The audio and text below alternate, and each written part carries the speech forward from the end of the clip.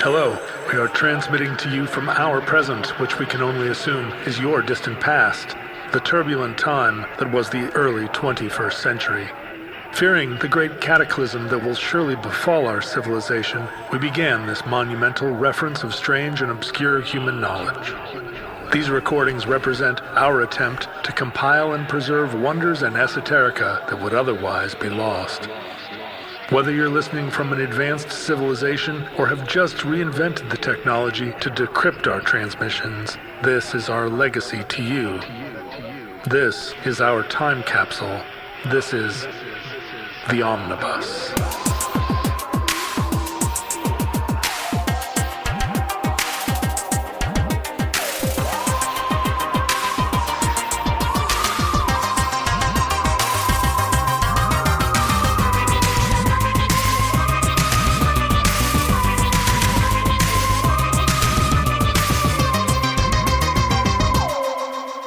You have accessed entry 372.LU0207, certificate number 12881.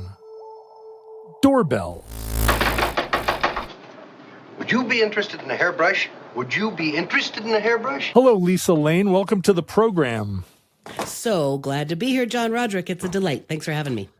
Well, it's my pleasure. You know, you and I have been chatting a little bit already today, just kind of getting to know one another, which is a separate little mini episode that's available on our Patreon at patreon.com/omnibus project. This is the first time I've ever done this, by the way, sold the intro Patreon. And the reason I'm doing it is because we had such a delightful conversation that everyone in the country should pay $5 to listen to it. May I throw something in? Yet another rabbit hole. I do feel like I need to pay homage here. We just discussed that I am a bit of a newlywed. I have a new husband in my life in this late chapter.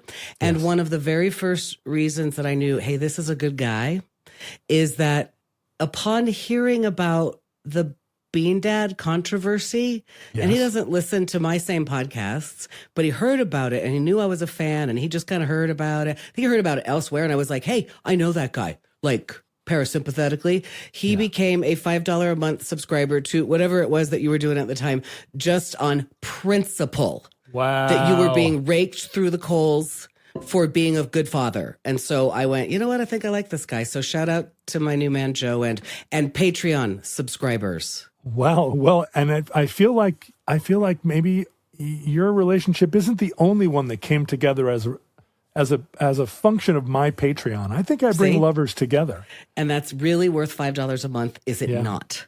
Yes, it is, my friend. That's cheap. Well, let me just say, by way of introduction, I know of you as a comedian, a stand-up comedian, because last year, I think, or earlier this year, my daughter's mother/partner took a little gaggle of her girlfriends to see you perform live in Seattle. That is correct. I currently identify as a stand-up comedian and therefore broken person. And confirmed. That's your words against you. I hope you understand that, Mr. Roderick. And I am currently touring with an amazing show called Moms Unhinged. And so it is specifically for moms, but also for dads. And it's all female, all mom comedians all across the country. And we tour the country. I also currently do... I perform all over with Comedy Works Entertainment. I'm doing cruise ships this year, so I'm entering that weird phase of my life. Thanks. And then in a couple of days, I'm actually taking off on a tour called Pinups on Tour, and it is, I think they're based in Washington State, in fact.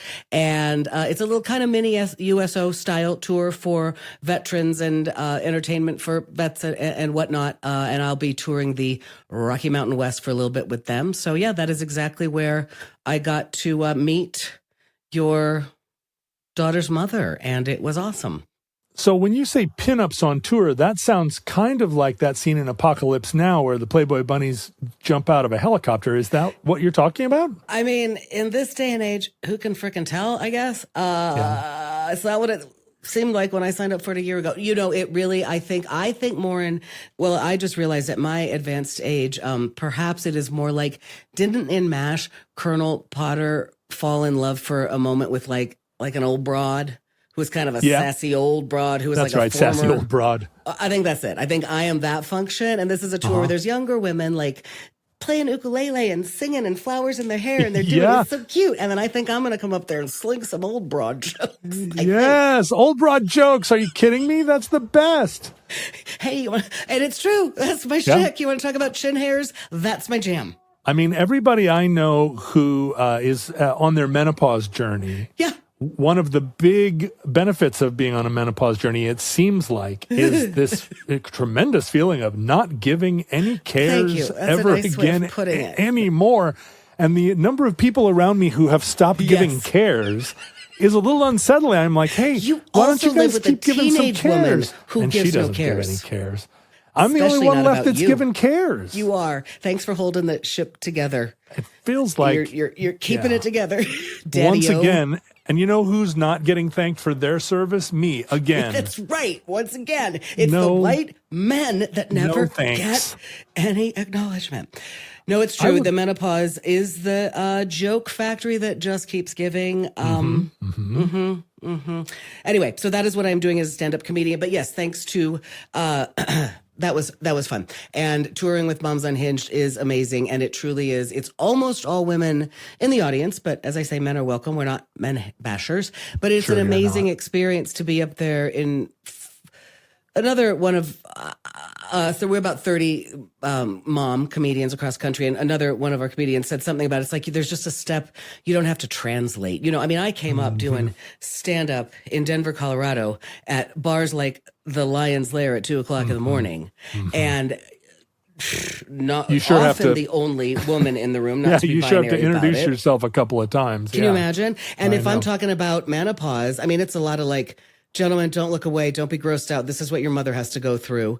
And then get after I've refined those jokes in those very hostile environments, it's pretty great to go into front of a room full of women who are like, you don't even have to explain. We're there. And it is true. It's a little bit, it makes you weak sometimes because it makes you, all I have to do is go chin hairs. And it's a, It's like the scene in The Life of Brian where it's like, stone him. Exactly. And yes, and at this point in my life to know that that is what it has come to in this crazy, crazy world, I'm pretty much doing that. I'm doing the Monty Python, playing the fool, and couldn't be happier. It seems like a good thing to do in this world. You're absolutely right that I have characterized stand-up comedians as among the most broken people. But I have to say, the fact that you are a touring stand-up comedian is especially impressive. And also, touring stand-up comedians are even more broken. It's a subset of broken people. So I'm amazed that you got up and got dressed and you're like sitting in a well-lit room. All of that is, you've exceeded all expectations. I was going to say the opposite. I was like, no, you're right. I'm touring now. So that makes me more of an adult human being because I know how to like get a hotel room. No. Because it is true. It's open mic comedians who, listen, they are some of the smartest and stupidest people I've ever known. And it's funny that this became my final form. I didn't think it was funny my whole life. I was actually quite a too serious person. And I was a theater kid. So all the stage acting that I ever did I was a very serious Shakespearean actor. When I taught high school English back in the day, I took myself extremely seriously. And to have found this is really interesting. But to me, it's ultimately it's like the best writing exercise, you know, and it is a kind of useful tool. Sometimes it does make you broken and you can't get along with other people very well. But in this day and age, to process everything in the world, everything in my life, everything that's falling in my own physical form, everything, and to try to find a joke in there is a more fun place for my brain to be than other places a lot of the time. Yeah, for sure. Oh my God. Well, and also you got to be open and let the jokes that are in there find you, which is its own kind of Buddhist journey. It really is. Yeah, it really is. And it also does make you completely weird. And it's like any creative field though, right? Like sometimes I realize, oh God, I am not like the others, like people of my age, people of my station, you know, sometimes it's like, oh yeah, right. I have a certain really perverted insight into that topic of cocktail party conversation because I hang out with stand-up comedians. And Yes. yeah, it's a worldview, isn't it? And you have a microphone here in your house. Do you podcast in your I don't regular really life? podcast. Did a little round of podcasting back in the day, inspired by you and Merlin, and to tell you the truth, with a young friend of mine. But I do, and I have continued to, even in my many iterations and being a mom and raising kids and in and out of performing and teaching and other things. I've always had a little bit of voiceover. I've always managed to keep a couple of voiceover jobs. Just kind of regular work that, although I am not going to lie to you, I just thought of this. I have this one recurring job that I have had for years. And I have said for years, I don't know why they don't just replace me with AI. This is it's insurance copy. Womp, womp. I think maybe I haven't had a job in 3 months. I wonder if that's done. Everybody I know who does voiceover work, and weirdly, a lot of those people are women who are the mom voice. Oh, yeah. Interesting. I think it's a massive, part of the voiceover community are people that are like, Billy, you can't wear that to school. That's funny. Yeah. And everybody I know that does that work is dried up. It has dried up for me, and I stopped kind of pursuing it back a while ago. Even in pandemic, it kind of got saturated. Yeah. But yeah, I'm not surprised. And like I said, that's why I have a mic here. I have a mic here because up until the last 3 months, I just realized, I kind of get at least a couple of gigs a month from this one client. And then I've just got it there in case I need to do any other, content making. Sure. That 1 gig a month is some kind of OnlyFans thing where it's like, I want menopausal comedians to. Oh, I wish it is the most boring insurance copy that and I've said that they've sampled my voice is out there. I wouldn't be surprised. I would, whatever. Yeah. Again, I don't want to go down those dark roads. Well, okay. So you're reporting to us from the Mile High City, and you have now briefed us on the fact that you are a broken person, a stand-up comic, and a suburbanite, who's living in a place where the weather can change on a dime. What's the weather like today in Denver? Oh, today is a perfectly beautiful sunny day in Colorado. Just the perfect blue skies. It's cooling down already at night. People have no idea. Yeah, I know. It's so dry. People have no idea. Colorado is like the weather. You can't believe it. And I think that everyone should move to Colorado. I think that Colorado should absorb all the people who want to be somewhere they're not, and you can just be there, and then we can fence it off. Yeah, although or spill over into Wyoming. It's also very dry. Yes, and increasingly very windy. And I am just saying that, I look at my compatriots who live at more humid climes or at lower altitudes, and we're just wrinkly up here. I mean, there's a lot of it's kind of a hostile environment, really. Yeah, that's and right. I live at altitude. You can't bake a cookie without real science involved. Yeah, that's right. That's right. You have to tune the jets on all of your cars. I know. Anyway, but yes, here we are in Colorado, and I am a new resident of the suburbs, like you. I am new to the suburbs.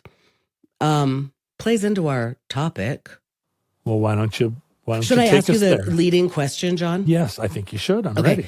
This first one might actually go nowhere, and that's fine. I have a backup question. But do you, in either of your, or any, I don't know, your life, any of your current homes or place that you would call home, do you have a doorbell? Well, my house has a beautiful doorbell on the wall, a mid-century doorbell. Chimes. That at some point in the history of this house, the chimes were disconnected, and the hole where the doorbell was spackled over, or I think actually removed, and a piece of wood was put where it was, and it was painted, so I can't even tell where the doorbell was.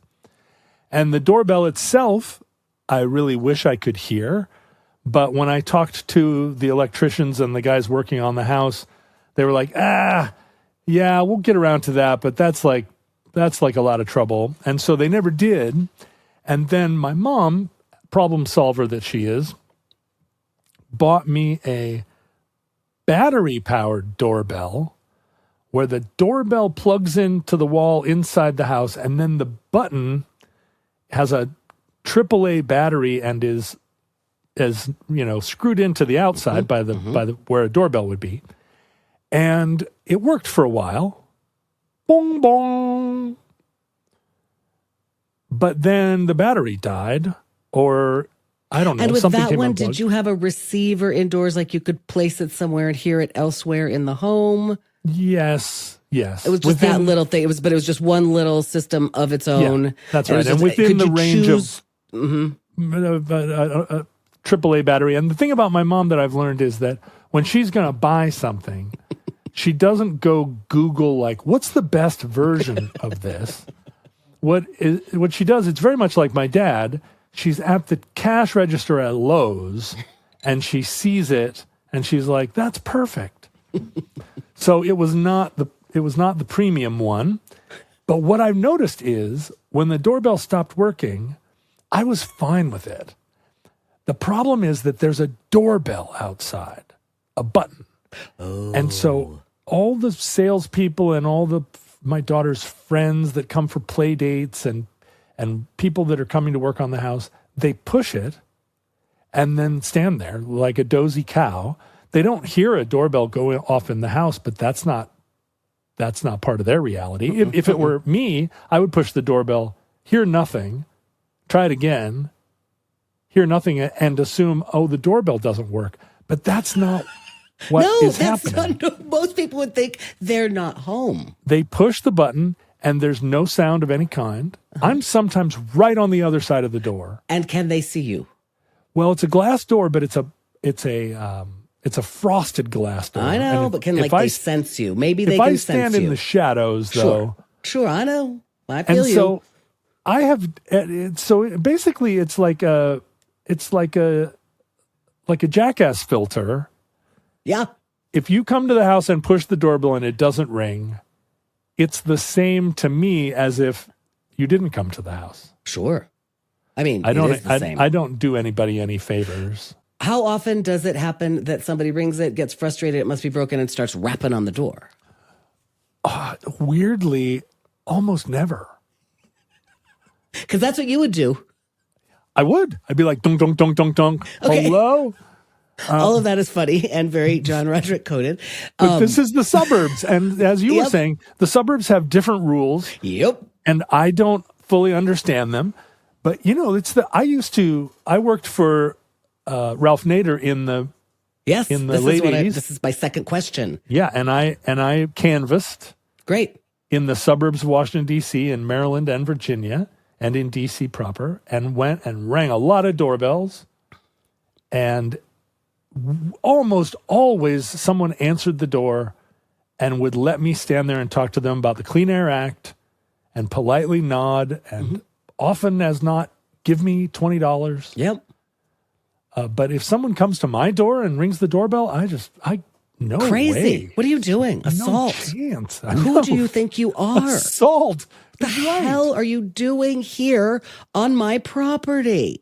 No. Okay, my next question was indeed, and we'll talk about more about your experiences going door to door. And I'm going to tell you now why I got into it, why this became popped into my head once you started looking for solicitations for omnibus topics. We, in our new suburb, and I mean, we went from very urban Denver, subscribe to the Patreon if you want to hear all about it, am I right? Very urban existence for the last 25 years of my life. By choice, I lived as urban as one can get in Denver, Colorado. And now, because of circumstances, we live in a very suburban suburb, big McMansions in a beautiful, beautiful location. I mean, we live very close to nature. We're at altitude. It's lovely. But we're new to this neighborhood. And so in the spirit of, being neighbors, we decided at Christmas time, we're going to have a holiday party for our neighbors. How nice. We've been here for almost a year now. Y'all have seen us move in. Right. We've waved to you across the streets as you do. Nice. We've met a couple of some things happen here and there. We can talk about it. But, in general, it's the experience of the suburbs where we're trying to be good neighbors. It is truly culture shock for me. I have never in my life lived under an HOA. And so, yes. Wow. as you very well know, and you and your other podcasting partner, Merlin Mann, know, like the fear of being in trouble is high on my list of unpleasant things. So it's a cultural experience. So we're going to have a party. So Mother's Day is coming up. This year it's Sunday, May 10th. So it's really on the horizon here. And I've discovered kind of a great gift for Mother's Day. And it's also like one of these Mother's Day gifts that's really a gift for everyone. What I'm talking about is Storyworth. Storyworth.com is a service where every week they will send your mother a prompt that she can reply to by email. She can send them voice messages. And it's basically an interview where her stories, it elicits her stories, it elicits her reflections. And then over the course of an entire year of these kind of weekly solicitations, so Storyworth compiles everything. It puts her words, her photos, her whole life into a beautiful hardcover book. Storyworth has a new unlimited plan. You buy it once, and you'll be able to give Storyworth memoirs to friends and family all year. It comes with all their newest features, multiple full-color book copies. This is a great Mother's Day gift, but it's also a great Father's Day gift, a great Grandmother's Day gift if there is such a thing. This has really helped get my mom's stories out onto the page. There's still time. Mother's Day is Sunday, May 10th. If you order right now, go to storyworth.com/omnibus. They'll give you $20 off if you put in omnibus or if you put /omnibus. That's storyworth.com/omnibus. $20 off.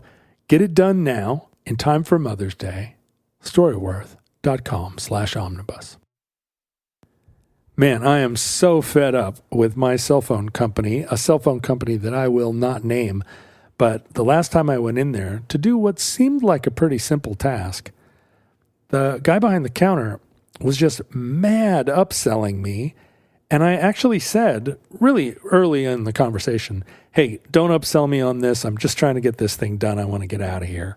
And I'm not going to buy anything. And he was like, yeah, man, sure. I'm just telling you that this is a great new thing, a great new product that you didn't ask about and you don't need. And he would not let up. He ended up doing the thing that I asked him to do, but like I had to kind of basically bark at him, like just do the thing. And he was like, oh yeah, totally, dude, totally. But anyway, and I was like out the door. And I'm so fed up, and it's not just that I'm fed up with like that vibe, but when I look at my bill, I am really overpaying for cell phone service. And now I realize that Mint Mobile has premium wireless plans that start at just $15 a month. I mean, Mint basically exists so that I don't have to deal with my cell phone company anymore. And what's amazing is the more research I do, all plans come with high-speed data and unlimited talk and text delivered on the nation's largest 5G network. You can bring your own phone and phone number. You activate an eSIM in minutes and start saving immediately.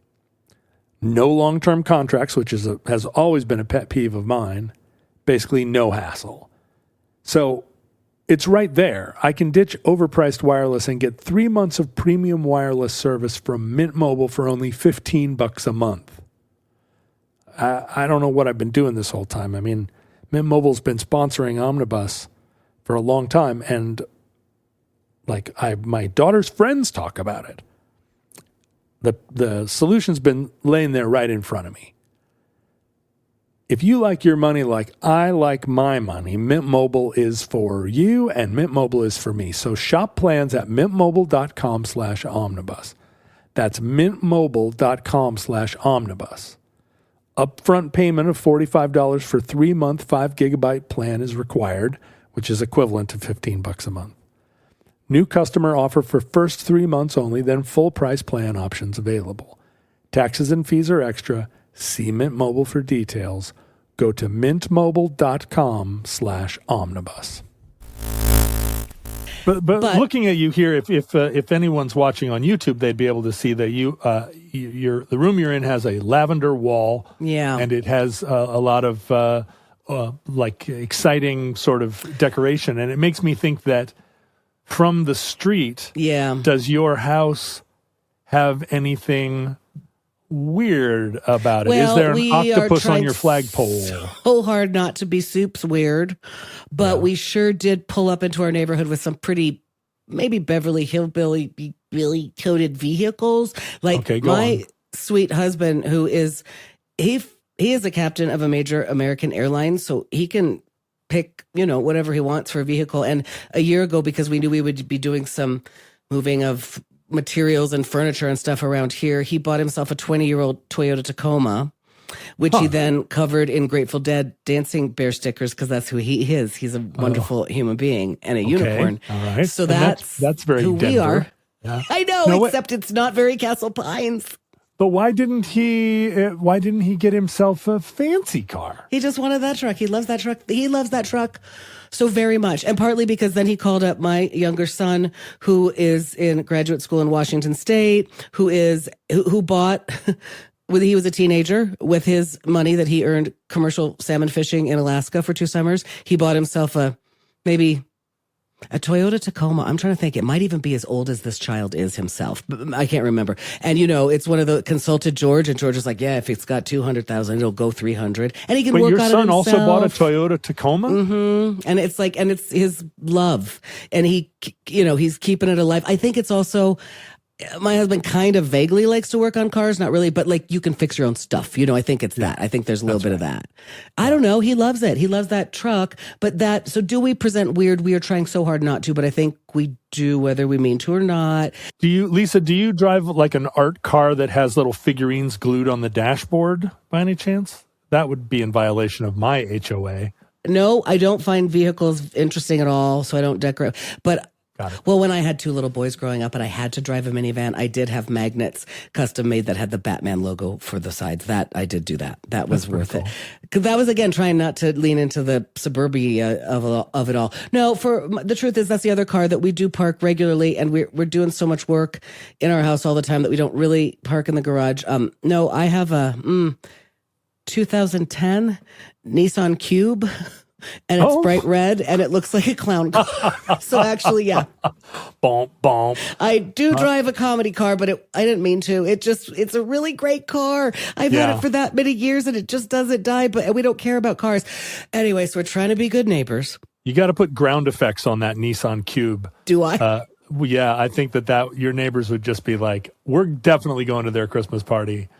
Okay. So when you open the garage door, is it full of like dead robots? Does it look like a normal person's house? Normal person's garage. I have a kiln in there because I am a ceramicist. I see. So I have a kiln, but you can't see it's a normal person's house. Oh, except I'm a ceramicist, and there's a kiln in there. And there is a giant, because comically, when I did a show last summer in Rapid City, South Dakota, they had this local venue for Moms Unhinged had printed billboard size banners. So my head is 4 feet tall to put all over the town to promote our show. So we were like, excuse me, that's hilarious. So I do have one of those hanging in my garage. Awesome. So which totally I wouldn't have had normal. room for back at my old little Denver house. The neighbors are like, yep. So anyway, you're throwing a Christmas party. I am sure they are. Yep. I am sure they are seeing me. And like you, John, we are also late night people. So we're up late at night, and sometimes I need to do something, move a rock, change a flower that's going to take 4 different kinds of rakes. So they're aware, but we're trying to be good neighbors. So we're having a party, a get together. My husband is a great cook. He's going to have the best food. How are you going to invite your neighbors to a party? We have one of those central mailbox towers where the mailboxes don't you can't put stuff in mailboxes anyway. That's a federal offense. It's one of the laws of canvassing. How are you going to invite your neighbors to a party? Well, I made a little flyer, and we're going to go door to door, passing out an invitation. Oh, okay. Yeah. Well, the different responses we met, I said, this is an entry in the omnibus, because remember back in the day when you could go door to door for a political campaign, or Girl Scouts selling cookies. That's really what I thought of. I used to sell cookies door to door as a child, and we went, and everybody has a Ring doorbell. Some people came to the door, did answer, and seemed suspicious, downright they all annoyed. have rings, so you're saying they have little cameras they can Cameras. see. That's what I was say. So you have not experienced that with your fake doorbell. You've got a whole prank situation going on there, but you're so old school and analog and postmodern that you're not filming it. That's perfect. It's just Right, happening. no, I'm just pranking people for my own great. just lulls. And you know about it or you don't. It did a tree fall on the floor. It doesn't matter. Everybody has a Ring doorbell. Some people came to the door. A few neighbors came and like, hi, we're your new neighbors. Here's the thing. Some were lovely. Some, like you're saying, we could see them right inside or sense them right inside and they're not coming to the door. Right.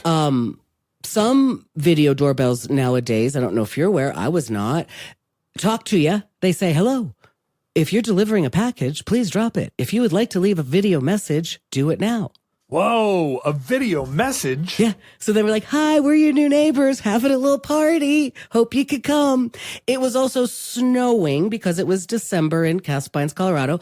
And it was like 5:30 at night. So it was getting dark as we walked, trudged the streets. And as we were on sort of like our last house that we were planning to do, we hear through the dark, Lisa, Joe, voices yelling. And there was this couple who we then hung out with the remainder of the evening. And they're just a hoot. They're just a hoot. Yeah, they're this older than us couple. And they came running down and they said, we saw you on the Ring doorbell. This is Barb, our neighbor, saying, we saw you. I said we should answer the door, but my husband wouldn't let me because he said, wow, they've been walking a long time. They must be looking for a place to stay. So we had been trudging through the snow for an hour and we were covered in snow. And like Joe hadn't been flying for a few days. So he had like gross stubble. So they were like strangers in our neighborhood. Don't answer the door. That's what people do, you know, when they need a place to stay. They just go through a neighborhood, ringing the doorbell. Hi, could we have a place to stay? And so then they were immediate. And I mean, we made fun, like in the spirit of Christmas, right? Mary and Joseph going door to door. It was their room at the inn.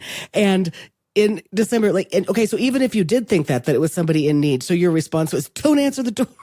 So then they saw the invitation, came running down the street, and we are fast friends. It was just interesting. We had a wonderful party, by the way. People came. We're delighted. We learned more about our neighbors. Everything was great. Lisa, what do you think the copyright law is on a video message that you leave at somebody's door? If it's like, would you like to leave a message? And you're like, hey, it's Lisa Lane, your neighbor. And then they're like, I'm putting this on the internet. I could do some material right there. They could steal my material. Okay. And that's the thing, John. And you know, the funny thing is when I proposed this topic, my question was, my observation was, gosh, remember that ephemera, that moment in history where we could go door to door? That was just a moment.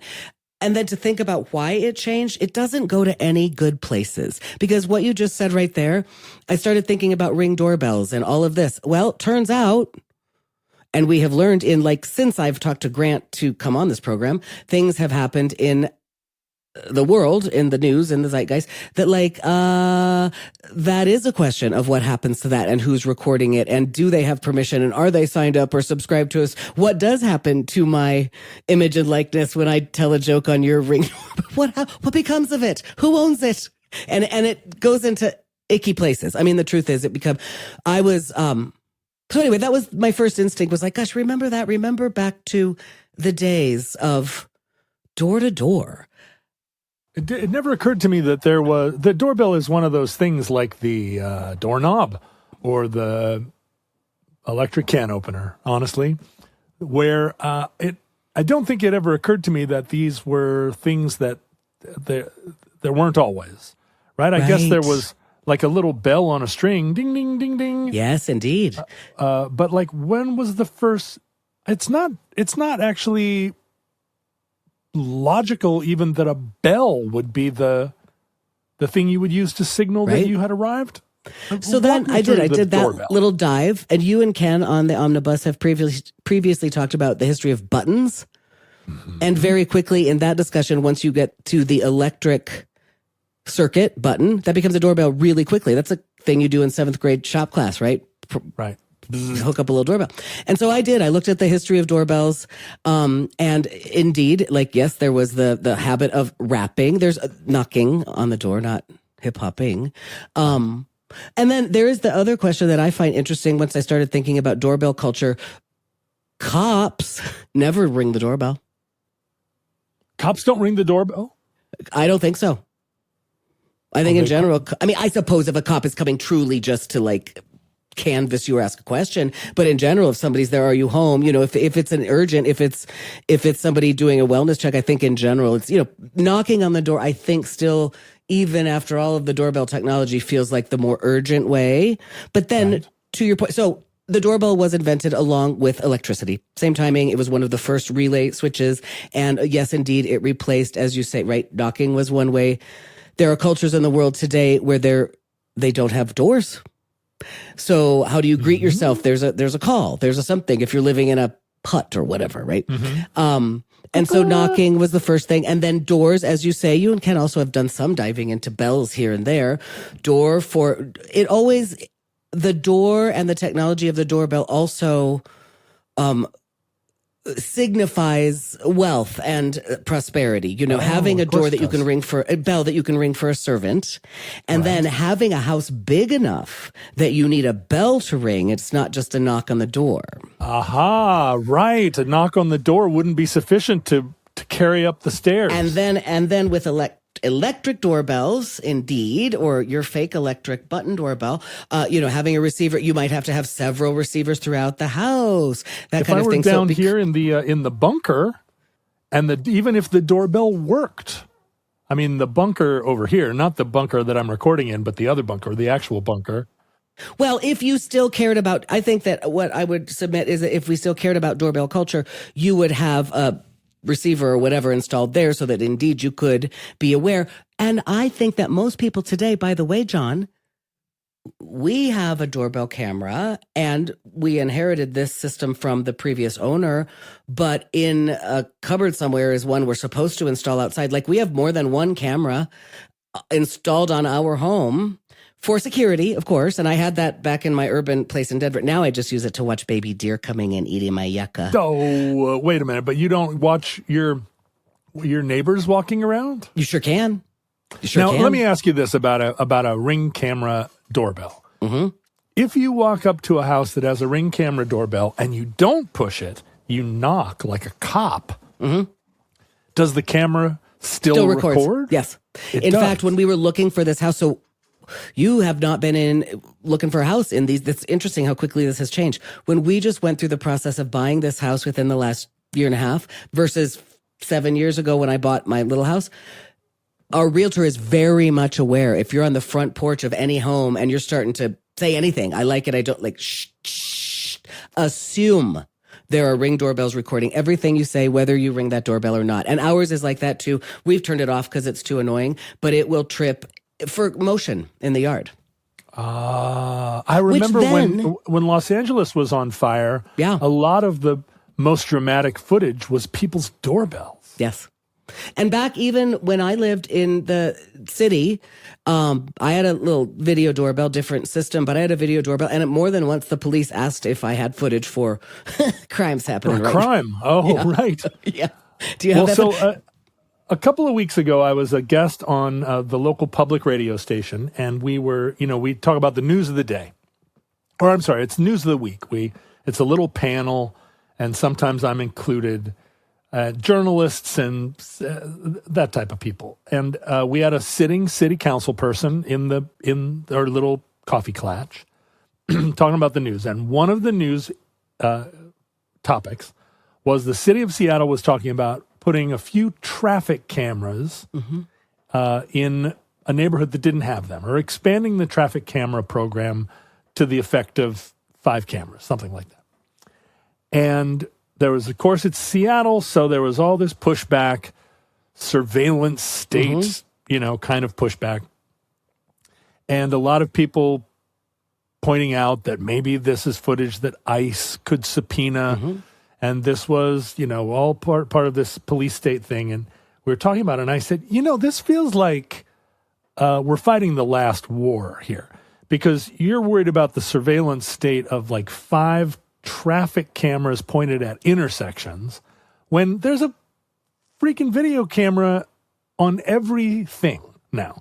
There are cameras everywhere. There probably of the 5 people sitting here at this table, 4 of you, your cameras are already hacked by the North Koreans and are sending this conversation.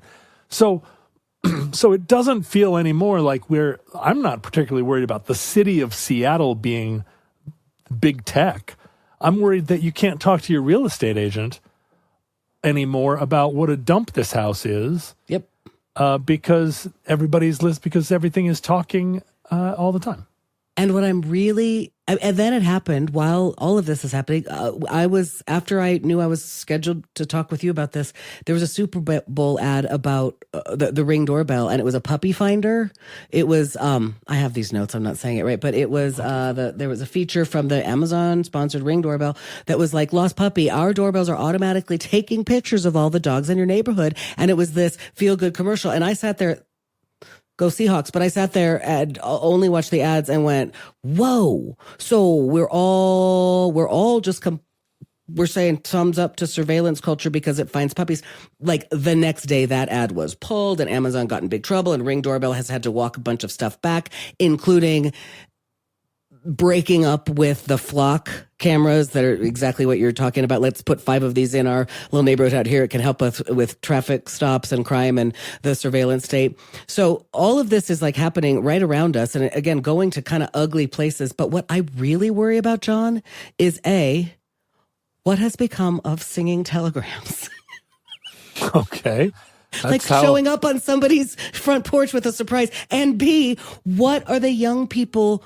What is it like to grow up? My life's work and the source of all of my comedy, menopause takes over. But the reason I got into it originally, and I've written a couple of books from the perspective of not my expertise, but studying adolescent development. It's what I care most about in the world. What would it be like? And what is it like for your beautiful daughter growing up in a world where you know you are constantly surveilled?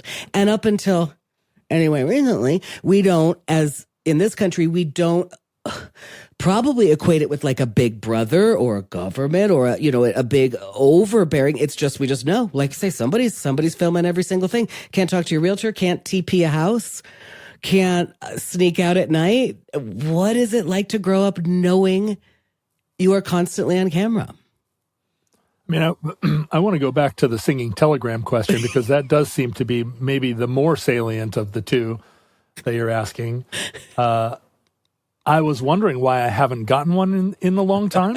I mean, is that culture just gone? I've been waiting for Jane Weedland to show up here since 1985, I remember when we were looking at high schools for my boys, and again, it's just a statistic, but a friend of mine was looking at one high school for her kid, and she said, well, they have statistically more suspensions. They have more in-school suspensions than this other school, so that means there's bad kids there. And I said, maybe it means there's good teachers there. Right. Right. Because they're all going to transgress. That is the life of an adolescent. And so I think what you're saying is right. When you're doing what the tasks of adolescents are, being a are testing little boundaries. If you happen to get caught on every single one of them, it is a greater consequence than you and I who got away with it. Yeah, if there had been cameras all over. Right. Well, but so this is the thing about having teens now, and I don't know if this is true. It must be true for you as it is for everyone, but they don't go out. This is what I'm realizing. And my fear, John, 2 things, I think I can hold on to that. My fear is that their transgressions, is that how they fill that urge to sneak out of the bedroom window and go make out with your boyfriend, under the monkey bars down the street, is they do it online and they do it in ways that we can't see, and it freaks me out. Like if you're surveilled all the time, maybe it makes you a real good boy. You don't steal from me. Doubt it. There are the transgressions. You recently it's a different podcast, but I heard you, and you just right now, I got to meet your daughter earlier on our conversation and see her. And you're talking about how the little ways that she is just trying to get away with your breaking your rules, flipping you across the room, just trying to say it is their life's work. They have to do it. Yeah. And then the other thing, to your point about what's scary about it, when I'm looking this up, doing my little fake research for the Omnibus Project about, doorbells, interesting. To my point about technology, the fact that your mid-century modern home, strangers coming a-calling was such a point of respect in our Absolutely. lives and culture that we had beautiful chimes dedicated to it, like works of art in our home when somebody came a calling. And then in the let me turn that around on you, Lisa. Yeah. Do you ever stop by a friend's house? Well, this is the thing. Unannounced. We used to, and the house that I raised my kids, we kind of had a pop-in house. And it's dead. You can't pop in. If I pop in to somebody's house, it's like there's a level of annoyance and they can see it on the door. But I think now it is more assumed that you better call first or text or even if you text. I mean, yeah, of course. The truth is, it's not a big deal. If you do pop in, they see you on the doorbell, you wave. That happened to me recently. I did have a young friend stop by, and it was like such a joy that somebody's popped in, because I think pop-in culture is... I used to pop in. It was my number one move. Pop in. Totally. And I had a pop-in house. Like, all right, somebody might pop in anytime. No, and the truth is, and then I wonder how much of this is age, how much of it is I'm in the suburbs now, because now I find myself quite on the other side of things. And I sold Girl Scout cookies. I did canvas for an environmental organization when I was in college. I'm a pop-in person. We used to do May Day baskets, John. I mean, in my children's lifetime, we made little flower baskets for the old ladies in the neighborhood and went and ding-dong ditched, right? And now somebody comes to my door to try to sell me something. I am like, get off my property. It is interesting to me, and I've done research on this, door-to-door culture still exists, which is shocking. So, right, what I was saying is like, where did this, what is it that is the ephemera that's lost? Like, this is something that we have to describe to the futurelings, because they will not understand that there was a day that little Girl Scouts went door to door. John, did you trick or treat for UNICEF? Did I ever? We would Like go a out boss. and trick or treat for UNICEF, and then you would go trick or treat again. Oh, hey, we did it concurrently. No, you would go when the sun was still out. You would go around and trick or treat for UNICEF. Fill up your little UNICEF box, and then go home and really get ready, and then go do the whole neighborhood again. So there was a day like that. And then there was a day, and if you think, so then I did my little dive on door-to-door sales, door-to-door canvassing. It is ancient, like the kind of life of a peddler, right? And in this country, for example, we have the Fuller Brush Company, sort of like become a stereotype now, right? So look it up, the Fuller Brush Man. And that is a door-to-door company. Alfred Fuller, I believe in 1908 or 6, something like that, started it, not in Philadelphia or Pittsburgh, but outside Boston. And it was a door-to-door, like brushes, like he was really, and it was this whole, became part of American entrepreneurial culture and the housewives and this guy, and then he created an empire, and it was very much a fabric of the American society, right? Death of a Salesman took the tragic view of it. But the Fuller Brush Man, the ethos was very shiny and clean, and he made all of his salesmen buy overshoes one size too big, so that if they got invited inside, they could slip them off real quickly. And really proud of delivering excellent service. They considered it like original market research. Like, we are going door to door and meeting these housewives, and what needs do they have? I'm going to meet these needs.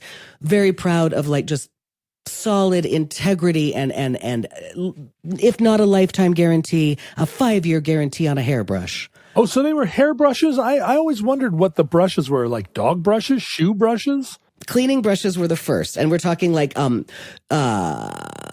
chimney. I don't think it's that big, but like, and in fact, innovative. Alfred Fuller himself would go door to door and say, hey, what are your needs? Like, oh, you have that register for your heater that gets this dust and oily dust built up behind it. Well, and then he really patented. Oh, that's smart. Truly patented some stuff and really, really believed. So he invented the toilet brush. He invented the may have been a toilet brush along the way. No lie. No kidding. And in his basement, very American dream story, invented little machines that would twist the brushes and tested the bristles. And it was a wholesome story. They are very proud of the story. Grew and grew, empire. And young entrepreneurs could go out and truly make a living, and they were proud of that. So the Fuller Brush Man had kind of this cute American idyllic vibe about him. Weren't they also Women did it too? Sexy? Weren't Fuller Brush men the type of person you would have an affair with? Well, I suppose that's right. Any door-to-door salesman, sure, that's got to be a trope. The milkman, anybody coming door-to-door, sure. I mean, it's hard to imagine. You and I just looked it up together. There was a movie in the 40s, was it? Called The Fuller Brush Band, starring Red Skelton. So it's hard to imagine the sexy level back I see then, what but you're maybe. saying. Red Skelton not being a sex icon. Maybe in 1948 he was. But that could have been. What do I know of young Red Skelton? Man, I've been cutting my hair lately and really conscious of the fact, now that I'm getting my picture taken a little bit more for some reason, and I'm just studying these photos for whether or not you can see like sunshine off of my scalp because my hair is thinning. And I swear to you, like it's very much changing my whole feeling when I look at pictures of myself. When I see video, I'm like, oh my God, is it noticeable to others? I know it is, because of course I notice guys who are balding, and I look at them and I'm like, you don't know you're balding as much as I know you're balding. Of course they do. They're just living in denial, and I don't want to live in denial. But I'm so confused about how to address hair loss. I get tons of weird advice. I know there are really expensive clinic visits available, all the different shampoos and creams. I can't make sense of any of it. And that's why I'm so grateful to Hims. Hims offers convenient access to a range of prescription hair loss treatments with ingredients that work. As you know, Hims offers chews, oral medications, serums, and sprays. These are doctor-trusted ingredients like finasteride and minoxidil, and they can stop further hair loss and regrow hair in as little as 3 to 6 months. 3 to 6 months, that's like midsummer. You shouldn't have to go out of your way to feel like yourself. Hims brings expert care straight to you with 100% online access to personalized treatment plans that put your goals first. Just think of Hims as your digital treatment front door that gets you back to your old self with simple 100% online access all in one place. For hair loss, ED, weight loss, and more, visit hims.com/omnibus. That's HIMS.com/omnibus for your free online visit. Go to hims.com/omnibus. Featured products do include compounded drugs, which the FDA does not approve or verify for safety, effectiveness, or quality. Prescription required. See website for full details, restrictions, and important safety information. Individual results may vary based on studies of topical and oral minoxidil and finasteride. But then the interesting thing to me is I'm looking at the history of door-to-door sales. And again, the Girl Scouts of America, that stuff started in the 20s. And that was all teaching young women entrepreneurial skills and going door-to-door and meeting, canvassing for politics and all of this. What better grassroots way to meet your neighbors and talk about the issues. And then there was kind of the darker side of it, which was encyclopedia salesmen, known for the opposite of Fuller Brushman, who were there to deliver quality, and they would, come back and support their product. Encyclopedia salesmen became known for, and that's a internet-wide and worldwide trope also, as just being these jackals who would come instead of coming when the housewife was alone. I mean, plenty of room to have an affair there, I guess. But also, you're going to get the little lady and you're going to address her domestic chores and help her. You come when the whole family is there because you're trying to sell that you need the whole family in these encyclopedias. And just a lot of sleazy sales techniques trying to get in. In fact, there was I pull up my notes here, a law in 1973, 72, the Federal Trade Commission required that most in-home sales include a 3-day cooling off period. It was called the cooling off law because of truly in response largely to encyclopedia salesmen going in, doing these in-person high pressure sales. And then it was like, too bad. And very Glenn Ross, right? Like people come in person and we're going to talk to you and sell you some property, sell you some part of the American dream that was not great. So the Federal Trade Commission, that was the cooling off law or whatever. And then encyclopedia sales. Well, first of all, encyclopedias went by the wayside. And indeed, their cold calling stopped in 1976. So there was a change in culture. But I mean, if you think about it, in our lifetime, the SNL Land Shark sketch, first season of SNL, Land Shark, somebody at the door, it really is in response to that. That's the joke, is like, is there somebody here to sell me something? I have a set of 1968 encyclopedias. Yes, I know. I think I've heard you talk about that. Yeah, and they were, my parents bought them. I think it was an investment, quite an investment. They bought them when I was born. Mm-hmm. Like, here are the encyclopedias that are going to carry this boy through life. And then we had a second set. I think we had World Book encyclopedias too.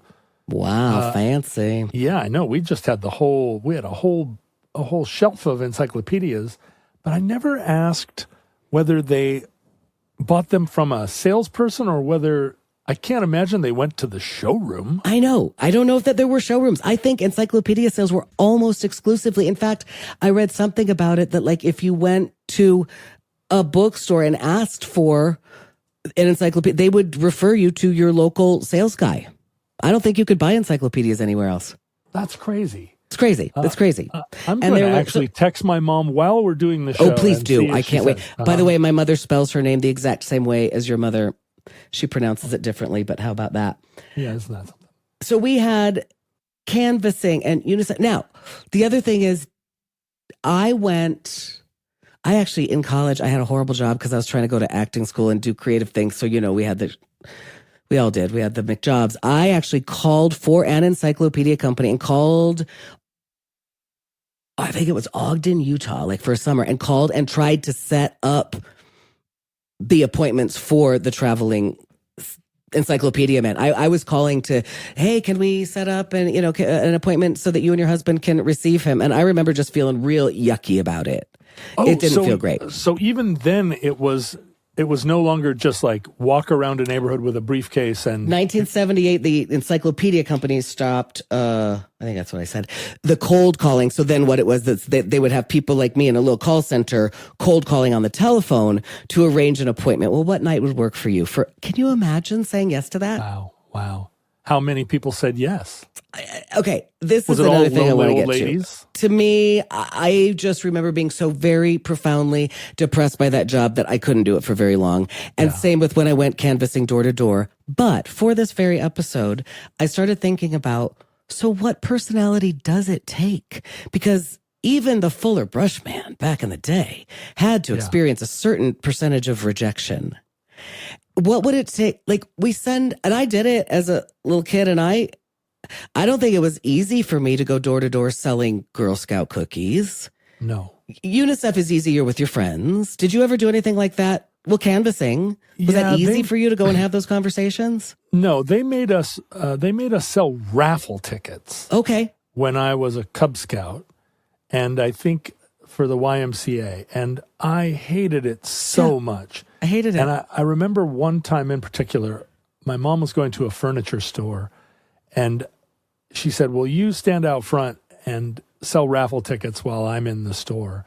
And it was a rainy, dark night, and I was standing out there in my Cub Scout outfit selling raffle tickets. And it was the old America where, men had leather bottom shoes, like they were all wearing wingtips, and women all had umbrellas and skirts and it just felt like I was the little matchstick girl, and I sold not a single raffle ticket, and was suddenly, like, over time, I guess not suddenly, but over the course of this, just got more and more covered in pathos, just like slumping down. I was imagining you, 10-year-old, going, "What am I doing with my life? Yeah, what is it just all holding for?" up this little book.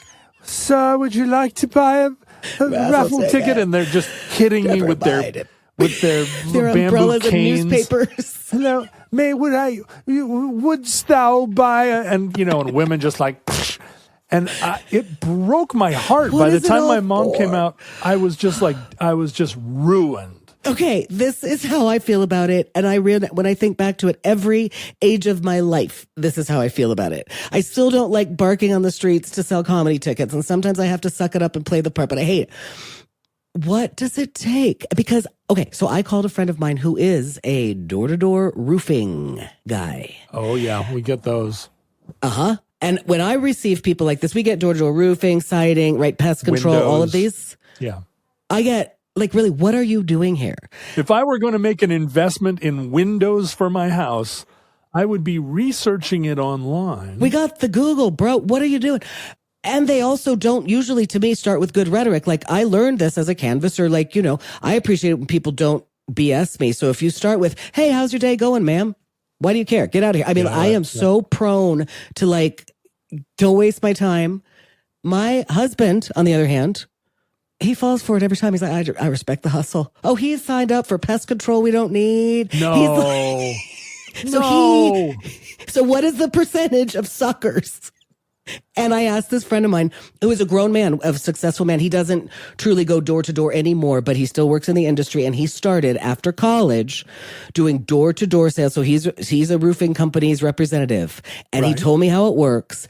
Anyway, my friend said that he thinks that Ring doorbells changed the culture, but not prohibitive to door-to-door sales. He says, okay, so now people know, but I guess they have their tactics for coming through. He says, I thought it was interesting, no solicitor signs. This is kind of a known thing. No solicitor signs don't mean anything. Right. Day sleeper. Remember those signs? Or don't remember they put it up. He said there is one sign, handwritten sign he will always respect. If it says baby napping, do not knock that door. Well done. But he said what changed the culture, he thought of door-to-door sales, door-to-door culture in this country is post-pandemic, he said, and kind of getting back to your kid, people don't go anywhere. And he said when it used to be that when you knocked on a door, and you knew it was dinner time or you knew whatever, it was after work. And if people were home, it was like they were on leisure time and they were there, whatever. You came to their door, they talked to you or they didn't. He goes, now people usually work from home and they work different hours and they don't know. And now it very much feels like you are invading their territory. Yeah, right. The intrusiveness. I was thinking about this because I was such a dropper inner. I was in town and I thought about dropping by a friend's house, and it's a friend's house I've dropped by 1,000 times. But there was something different now. It felt intrusive. And it wouldn't be any more intrusive than it ever was, except I know their reaction would be, why didn't you text me? And it's so hard to remember before the pandemic. Right. Because it still seems like the same world. But do you know when the first Ring camera was, or when was the first doorbell camera? First doorbell camera, gosh, you know what? I don't have that here. That's funny. Of all of the doorbell history I did, I was like, oh yeah, then the Ring thing. But I mean, well, we can just know it from our own, in the year. Yeah, I mean, absolutely. When did we really start? I really think that in true sort of saturation, I obviously have some articles up here about Ring doorbell. I mean, it's really 10 years. Right. I bet 2015, was the first real one. Where it's real saturation, right? Where you assume that everybody except John Roderick has one, which, by the way, we can go back to the very Dada experiment that you have going on your front porch, is that you have the doorbell that doesn't ring to anything. Hilarious. Yes, postmodern, Dada. But then also, whatever happens there, people are just frustrated, but it's not on TikTok. That's amazing. Oh, I know. You're absolutely right. It never occurred to me to put up a second camera where it just shows people pushing this doorbell over and over. And John, that's a whole thing. When I just started, if you Google sort of doorbell, you get doorbell camera, and then you get people pranking their delivery guys, or you get, remember in the pandemic doorbell cameras, there was a lot of sweet little, our neighbor across the street left a thing for my little boy every day, or, we left treats for our delivery driver. Thank you for your service. And that kind of culture is out there where everybody's filming things. But then there are things where people pranking there, or oh, look at my son's reaction when he Right. Whatever, or when a raccoon came to the door. So everything's a grift. Now it's AI. People are doing it. It's like a whole joke culture. But I thought the main purpose was, oh, look at this person stole my package, or like well, the then UPS there was that. drivers. Of course, that's the main reason for it originally, right? Is yes, exactly right. It's security. It's a security camera. This person stole my package. This person peed on my lawn. This person stole on my lawn. Stole my windmill, or whatever it was. And of course, and again, you're saying that with the flock cameras that your city council is just talking about, is that's what it's meant to do, is, hey, we're going to have less minor crime like that, or missing people. And then that came into play also in the recent news of, when people go missing, hey, the Ring doorbell may or may not have legal or illegal record of that and what becomes of all of that footage. But it certainly has changed the way we visit one another in our homes. And it's interesting where we're connecting. We all know this, right? Is like on the internet. And these kids today, I mean, now it's a novel thing. I just heard something like kids are getting together at bars. Can you believe it? It's crazy. It's like this new thing they're trying. What now? Bars? And wouldn't you love to hear the chimes hanging in your house now? Like, I bet they had options. I bet you could program them. I mean, that was a sign of just sophistication to have fancy melodic doorbells in your home. I thought it was Westminster chimes was always the default. There were definitely, probably it was default, but they were different. There were all kinds of things. And I mean, then it became musical door chimes in the 1930s. 2013 was the invention of the Ring doorbell. There you go. Fact checkers. There you go. We were very close. We were close. We were very close. And so the sound evolution of doorbells. And I mean, of course, I can't think of an example, but I feel like there's there's funny example. Like in the Flintstones, isn't their doorbell like probably a bird? There's how to modernize and truly, it was just like a personalize your experience. But again, the thing that is lost, the ephemera, the thing that our children will never understand, like a dial-up phone, is once upon a time, we used to send our children out unaccompanied door to door to sell things to their neighbors. And we did this to all of our children, whether they had neurodiversity or not, and whether they had issues with speaking to strangers. I mean, we just did it. And once upon a time, we were, maybe some of us, delighted when the doorbell rang. It was infinite possibilities. What could happen? What delightful thing might be around the corner, right? What surprise in our evening?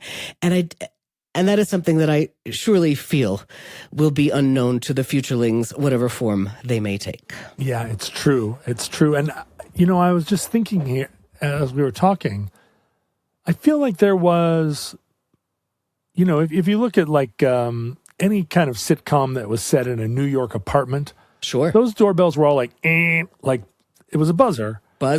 And then part of the suburbs you're talking about, I feel like the doorbell is a huge part of, maybe an outsized part of what you think of as your home in the era that we grew up in. Like the doorbell is kind of the sound of your home. Sure. But that they didn't keep evolving. Like the doorbells that you would have in a 50s home and the doorbells you would have in an 80s home all kind of sounded the same. Bang, bang, bing, bong. Yeah. There wasn't, we didn't turn a quarter to like a different kind of, there wasn't a 90s doorbell sound. No, and indeed, it's funny, when you think about it, even now the Ring doorbell, I don't know, maybe we can program them, I've never heard it, but when we first got phones, we could, remember assigning a ringtone to your flirt or whatever, your crush, right, your friend, your mom. You could assign a ringtone, probably. So, it is interesting that that the technology doesn't seem to have gone there. No. Doorbell isn't a thing anymore. Now those are just cameras. Back in our day, it was possible. I mean, just that we lived, what ephemera this was, that we lived in an age where maybe that doorbell ringing, get a cute bathrobe, it might be Ed McMahon rolling up and you just won your retirement. That's right. Good things happened at doorbells. And now it feels like, maybe not. That's exactly it. It used to be when the doorbell rang, you ran to answer the door. And okay, of course, occasionally you have the other trope of, or it is someone from the military coming to tell you the very, very worst news, but they would respect you enough to come in person, right? That was it. Paying a visit in person was held with some decorum and respect. And I guess the truth is, why did it go away? And I keep going, God, it goes down all these other ugly paths. But the truth is, because as you're saying, even now, if you could pop into somebody's house, they'd be like, why the hell didn't you text? What is wrong with you? We have so many other entry points, and door-to-door sales people don't have to rely on that because they've got so many other weird and invasive and predatory ways of finding us, right? My mother replied, and I said, when you bought those encyclopedias in 1968, did you get them from a door-to-door salesman? She says, yes, at least from a guy who came to the house and spent the evening convincing us to buy them. I don't know if he knocked on the door or if we sent in some flyer that was in a magazine. I think there were several sales levels. We bought at the expensive level with nice bindings and the children's encyclopedia set as a bonus. Dang, so the that's other a good encyclopedia set was a bonus encyclopedia You got set. the bonus encyclopedia set. So there you go. It may not have, in that day and age, it would likely have not been an actual cold call, but that's exactly right. If you're at a bookstore and you're interested in the or at a library, how do I get one of these sets for my very own? You send in a card. So they sent in a card, or somebody called them on the phone, or they met a man and they arranged and they came. And can you imagine, even now, actually kind of odious to me having anyone trying to sell me something in my very own living room. Ew. Sitting there and saying, listen, you're going to want the children's encyclopedia because it's a gateway to the real encyclopedia. And it was. And it was. I read the children's encyclopedia until the day that I was like, I want to know more. We just had the opportunity outside Pittsburgh, Pennsylvania, where I went and visited my husband's mother, and in a little rural town out there, and we went through old boxes and we found this old book by National Geographic, Our Universe. Yes. I mean, this thing, the pictures of aliens in it, like were the things of our third grade nightmares, as vivid as anything. And absolutely pouring. I mean, you and Ken have talked about it like beautifully. The age of encyclopedias we miss. Maybe the age of door-to-door salesmen. I wondered that too. Like, what have we lost and gained in our culture that we don't have that element of surprise? And I don't know, to me, it does feel like a little loss, like community, like, we are having some work done in our yard right now. And truly, once again, in our very own neighborhood right now, after establishing ourselves with our neighbors, we had a wonderful party. I baked cookies and I just want to take them and say, hey, pardon the dust. Here we are again. We're at it. It really, I have to get up my gumption to go do this because it is received, even though now these will all be received pleasantly. Every single one of these people, if they are home, will be, oh, thank you so much. But it feels like an invasion.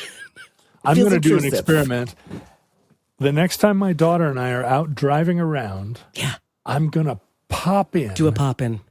And she is going to be appalled. Blow her mind. But I'm going to do it, and we'll just see how it goes, because it could be a total disaster. You going to do a pop in to your friend or her friend? Don't know. That's the thing about a pop in. That's the thing. That is the thing about a pop in. Nobody knows.